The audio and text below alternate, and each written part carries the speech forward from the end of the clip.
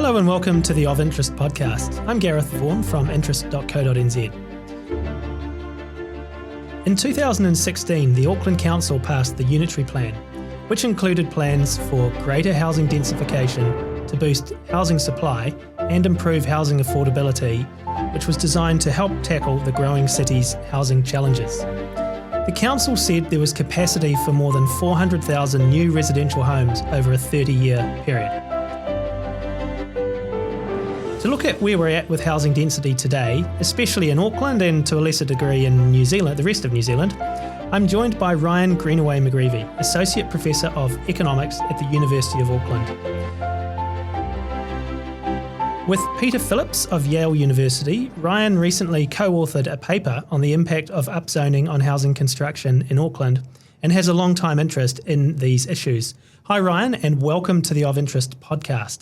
6 years on from the Unitary Plan, you say that Auckland is leading the world when it comes to upzoning. How so? Well, first I'll just like to say thanks for having me, Gareth. It's great to be here. From about 2019 onwards, we saw many cities and states around the world, predominantly in the US, looking at upzoning and implementing upzoning in response to housing shortages and eroding housing affordability. So when I talk about upzoning, I'm talking about these intensification policies that are designed to encourage more intensive housing forms and greater population density. So we saw the city of Seattle do this, Minneapolis, the city of Victoria in Canada is considering it now, and across the ditch in Australia, the federal government there is considering promoting upzoning as a way to address these housing shortages. But of course, Auckland did this in 2016. So much earlier than these other cities around the world. And the first versions of the Unitary Plan actually go back to 2013. That's when the policy was first announced, sort of an outcome of the creation of the super city in 2010. And so what makes Auckland special is that, it provides a nice laboratory or test case to see a case study, if you will, to observe what happens after upzoning. Does it increase construction rates or does it not?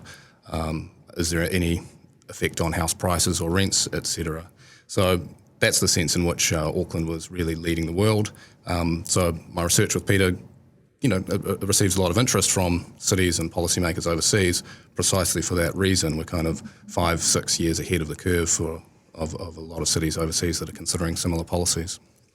So what has your research specifically shown has happened in Auckland? I mean, to what level has construction increased, and to what extent can you attribute this to the Unitary Plan? Yeah, so in the paper that you mentioned, we look at the impact of this upzoning policy in Auckland on dwelling consents. So that's our outcome of interest. And we're specifically interested in seeing whether or not we see an increase in the number of consents in Auckland. The way we get at that problem is we kind of look at the number of consents in the upzoned parts of the city, which is roughly 3/4 of Auckland, and compare the outcomes there to the non-upzoned parts of the city, roughly the other quarter. And, there's a bit more to the paper than that, some statistical complexity and so forth.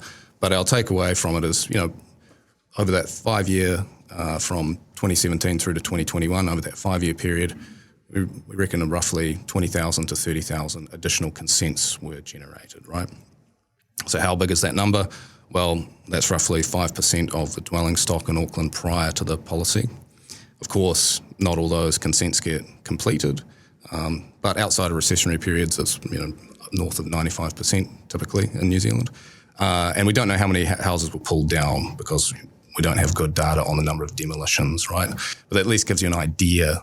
Maybe we're thinking more along the lines of about a 4% increase in the total dwelling stock 5 years on from that policy.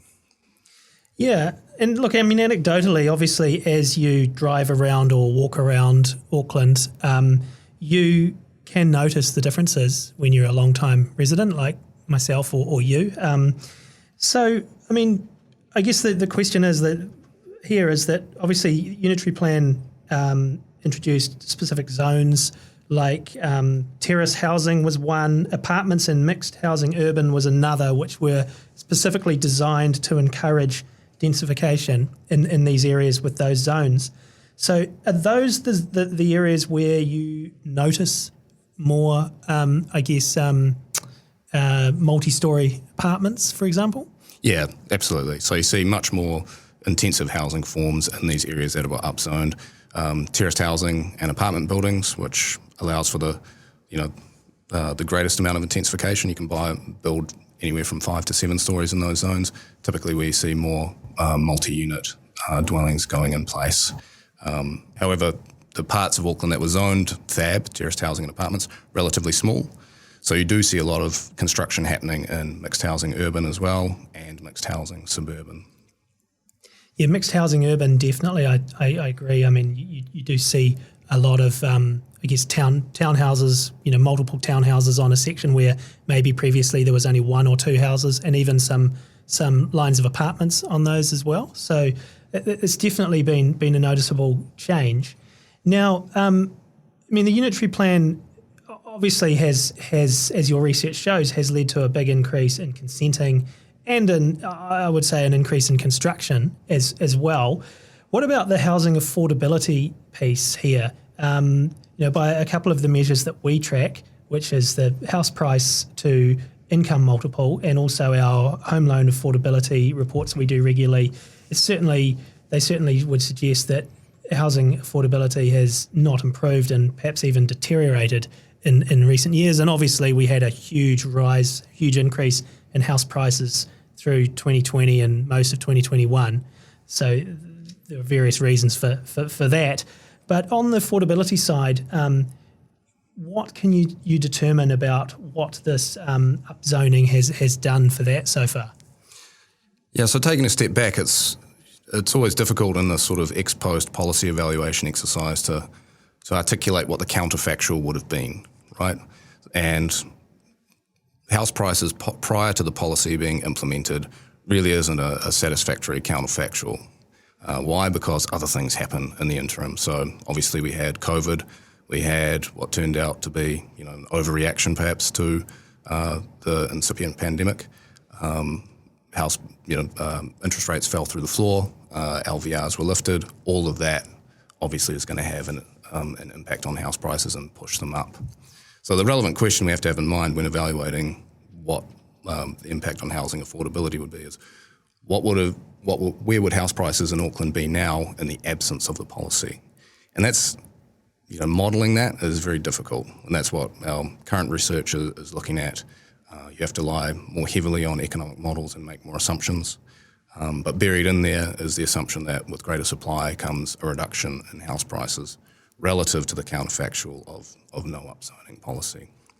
The other thing I'll mention when we think about house prices and property prices and the impact of upzoning on them, when you upzone properties that have a lot of land, that are in locations that people want to live, say close to the CBD, that's going to inflate the value of that land, okay? And so by way of example, if you've got an old villa sitting on 900 square metres of land somewhere in Auckland and it's been upzoned, our research has shown that increased the price of that land, the value of that land, and that should be somewhat intuitive. That land is now more valuable in the sense that it can hold more floor space, more dwellings on it. So developers are going to come along and bid up the price of that land. So perversely, what you might see is that over the short run or even the medium run, upzoning increases the values of some properties, in particular the land-intensive ones. The affordability is only improved once the developer comes along, removes that old home, builds 5 terraced houses, and those come to market. So really what we want to focus on when thinking about the impact on housing affordability is what are prices in the market segment of the housing market that the policy is designed to encourage. In other words, we should be looking at the capital-intensive, not land-intensive properties when thinking about whether or not upzoning has had a significant impact on house prices. So we should be looking at apartments, terraced houses, other houses that don't have a large land component. And is that what you're doing? I noticed you mentioned there that you were talking about current research, and in your paper you talk about future work. In future work we will examine the impact of the policy on house prices. So you're looking at this now? Yeah, so we're looking at it now, leaning more heavily on an economic model of urban development. And we have to do that just because, articulating that counterfactual of what would have happened to house prices in the absence of the policy is much harder to do. With consents, we're kind of comfortable comparing outcomes in upzoned areas relative to non-upzoned areas and using outcomes in those non-upzoned areas as the counterfactual for the upzoned areas to a certain extent. But when it comes to house prices, there's just so much volatility in them, as we've seen over the COVID era, that you really have to make more assumptions, rely more heavily on economic theory. Yeah. And I mean, obviously there's a lot of factors there. Another one that I was thinking of as you were answering the previous question is building costs. And obviously building costs have increased a lot since 2016 as well. I don't have a figure off the top of my head, but it would be significant. Yep. And obviously that's one of these market studies that the government's had the Commerce Commission do is into the cost of building materials, etc.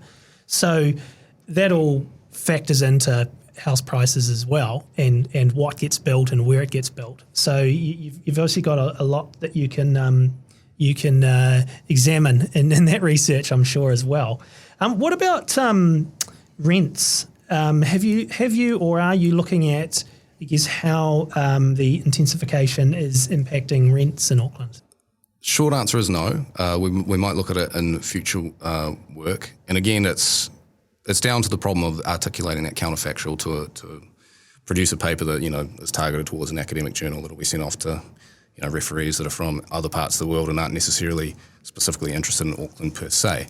But I will say that a lot of people have pointed to the fact that rents in Auckland haven't been climbing as fast as in other cities in New Zealand. So that argument relies on Wellington, Dunedin, Hamilton as acting as kind of a counterfactual for what would have happened to rents in Auckland in the absence of upzoning, because those places have only just recently are about to be upzoned through the medium density residential standard. And I think there is something to that kind of analysis. So there is some evidence there that we are seeing housing supply putting downward pressure on other measures of housing affordability, like rents. Land prices is a very interesting issue, and you've already touched on it a bit there. And I guess when we were preparing for this podcast, you said to me that you talked about how Wellington's fixated on the price of land, and this is misguided. Land costs are what matter. What do you mean by this? Yeah, so to be clear, when I'm speaking about Wellington, I'm kind of speaking about the central government, not Wellington Council per se. But we see a lot of policy documents coming out of Wellington that are, rightly focused on the exorbitant cost of land. But they tend to focus on one component of land costs, and that is land prices. And don't get me wrong, land prices are high, right? But when we think about land costs and think about it from the point of view of how much land do we have to buy in order to produce a dwelling, there are two components to that cost. One is the price that we've talked about, and the other is the quantity, how much land you have to purchase in order to produce that dwelling. And so the way upzoning works is to say, well, you don't have to purchase as much land as you previously did in order to produce one dwelling, right? So going back to that example of the villa, maybe the land use regulations were such that you could only have fit one dwelling on that 900 square metres of land. Now you may be able to fit 5, 6, 7, 8, depending on the exact amount of upzoning and the shape of that parcel. So you're really drastically reducing the quantity of land you require to produce that additional dwelling. So when we look at policy documents like the Randerson Report, which informed the reform and the replacement of the Resource Management Act, there are a few paragraphs in there that advise councils to pay more attention to land prices, not land costs. Similarly, with the medium density residential standard, there's some wording in the NPSUD, the National Policy Statement on Urban Development that preceded the MDRS. There were some paragraphs in there that again advised councils to look at these indicators of land costs that were focused on the price side of things, not the quantity side of things. And why I'm raising this and why I'm saying it's important to focus on land costs in total and to look at the quantity of land required to build a dwelling is because policies like upzoning that promote intensification obviously work by reducing the quantity of land that you require to build something, right? And that's the way it should reduce overall building costs. Now, that might come at the cost of increasing land prices because that land is now more productive, it can hold more dwellings, right? But if in percentage terms, if the quantity of land that you have to purchase falls by more than the increase in price, you're still reducing overall land costs. And, in some of our research, this appears to be the case in Auckland. If you're upzoned to THAB, terraced housing and apartment buildings, land there on average across all of Auckland, so not conditioning on the exact location or distance to amenities or anything like that, but on average, land there is about 25 to 50% more expensive than land zoned single house. Okay, but you can fit, 3 to 5 times more floor space on that piece of land. So you're still ahead of the game in the sense that those land costs overall per dwelling are being reduced. In an interview I did with you a few years back, you were advocating the idea of a land tax. Yep. Is that still something you support? And if so, how would you like to see it set up? Yeah, absolutely. I still support it. We can get into that in a moment, but it is a form of a wealth tax. It's levied on an asset, not on an income flow. And so one of the common objections you often see to this as well, if people are land rich but cash poor, they won't be able to afford it. So that's why I like the idea of pairing any kind of land tax with income tax relief, particularly at the bottom end of the income distribution, which I believe the Opportunities Party policy that they came out with this week, right, to try and address those equity concerns that are there. So a land tax is a tax that's levied on the total value of land that a person owns. So, if it's levied at 1% and your piece of land is worth $1 million, that's 10 grand each year, right? I think I got the math there, right? There are a variety of reasons why I think a land tax is a decent policy. One, when coupled with income tax relief, I should say.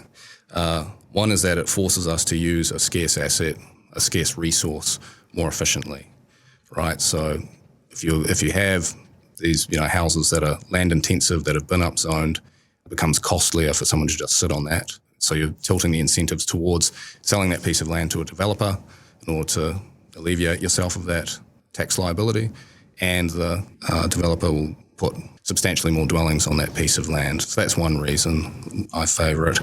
Another reason I favour it is that a lot of the policies or kind of exogenous shocks that are positive and negative are often capitalised into the value of land. So I'll give you an example. We've seen, for example, over the past 50 years or so, the women's liberation movement, which has been awesome. We've seen many more women entering the workforce, being financially independent, not being dependent on a male partner, and these are all excellent positives. So as a society, we've benefited from that, but a lot of landowners have benefited from that as well, because that additional income that's being earned by a household quickly gets capitalised into the value of property. All the more so if you have a city that's constrained in its housing, and those are all kind of unearned income streams, right? So unlike other forms of capital where, a business owner or an entrepreneur or anyone else like that may build a business up from, a small business in their garage through to something more successful, a lot of effort goes into that, and myself and a lot of people like me believe that, you should bear the benefits of all that effort. Land is very different. It was here. We didn't create it. Apart from reclaimed land, no one creates it, right? And it's an asset that, because it's scarce, attracts rents.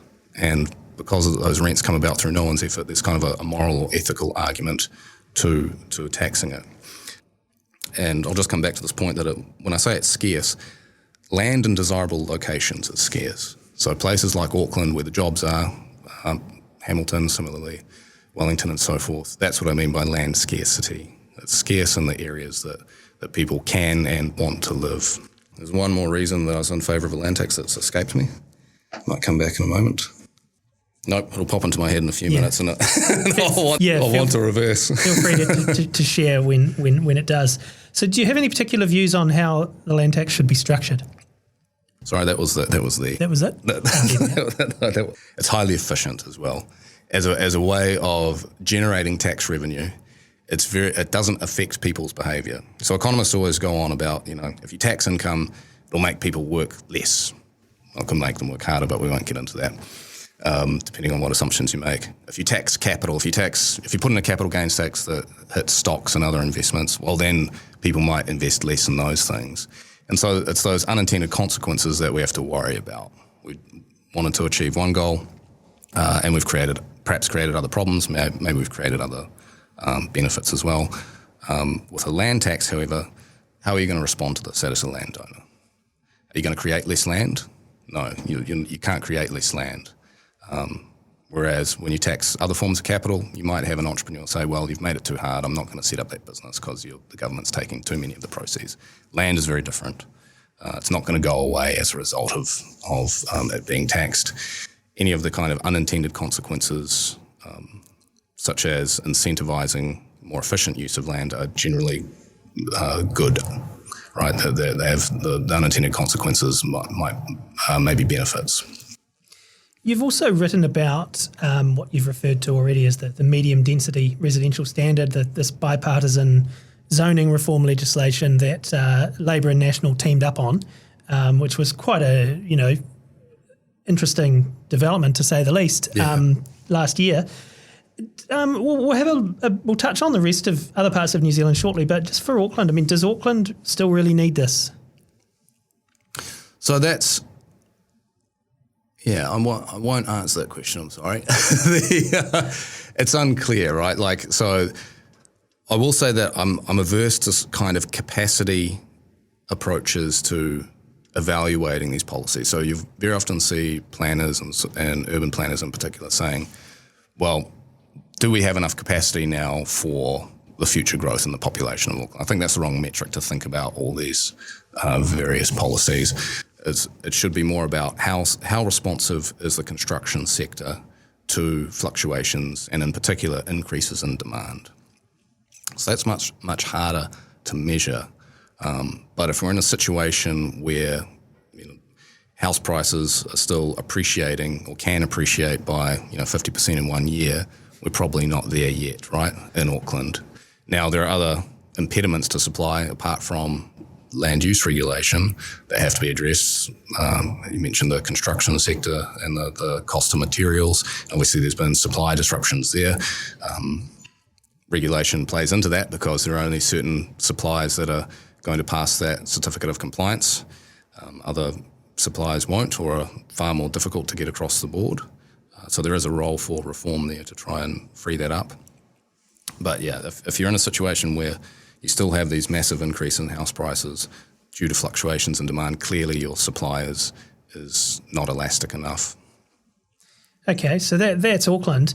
What about other parts of the country? I know you haven't spent as much time looking at Wellington or Christchurch or Hamilton or Tauranga, for example, as I guess some of our other major urban centres. But it was interesting to see the Christchurch Council voted against the medium density residential standard, with the Deputy Mayor saying Christchurch isn't Auckland, Christchurch does not need Auckland's solutions to problems that Christchurch doesn't have. What's your sort of response to that? So in their favour, Christchurch, according to, I believe, still in the latest house prices, you don't see the same stratospheric house prices as you do in Auckland, Wellington, or even Dunedin, I believe, these days, although Dunedin, I think, has come back down recently.